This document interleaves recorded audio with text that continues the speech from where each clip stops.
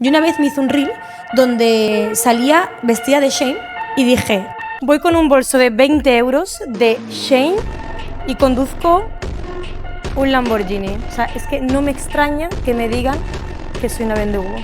Obviamente era intencionado para generar hate.